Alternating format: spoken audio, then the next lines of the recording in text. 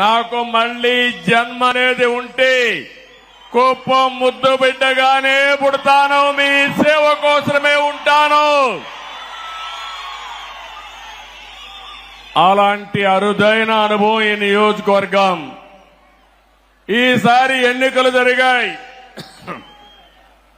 164 మంది ఎమ్మెల్యేలు గెలిపించారు. వైఎస్ఆర్ కాంగ్రెస్ పార్టీని చిత్తుగా ఓడించారు. 11 సీట్లే గెలిచారు. అంటే ప్రజాస్వామ్యంలో ఎవరైనా సరే విర్రవీగితే ఇదే గతి పడుతుందని ప్రజలు నిరూపించారని చెప్పి నేను మీ అందరికీ తెలియజేస్తున్నా. కుప్పం నియోజకవర్గం ఉంది, నా సామాజిక వర్గం లేదు గాని ఈ వెనుకబడిన వర్గాలే నా సామాజిక వర్గం. 40 ఏళ్లుగా గెలిపిస్తున్నారు.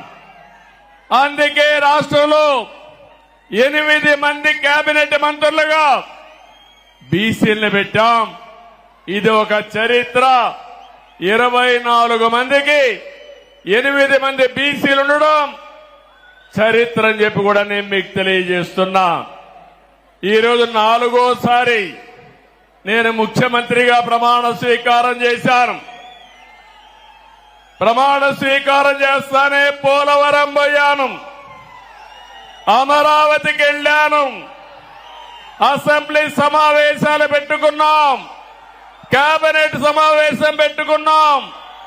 తర్వాత నాకు ప్రత్యక్ష దేవుళ్ళైన కుప్పం దేవుళ్ళని కలవడానికి ఇక్కడికి వచ్చాను. ఇక్కడి నుంచి ప్రజాక్షేత్రానికి వెళతాను. వెళ్లే ముందు మీ ఆశీస్సులు తీసుకోవాలని, మీ అందరితో కలిసి మాట్లాడాలని, మిమ్మల్ని చూడాలనే ఉద్దేశంతోనే నేను ఇక్కడికి వచ్చాను. నేను ఈరోజు ఒకే ఒక విషయం మీ అందరికీ విజ్ఞప్తి చేస్తున్నాను. నేను మీకు రుణపడి ఉన్నాను. 5 ఏళ్లలో మీ రుణం తీర్చుకుంటానని మరొక్కసారి మీ అందరికీ హామీ ఇస్తున్నా, వాగ్దానం ఇస్తున్నా.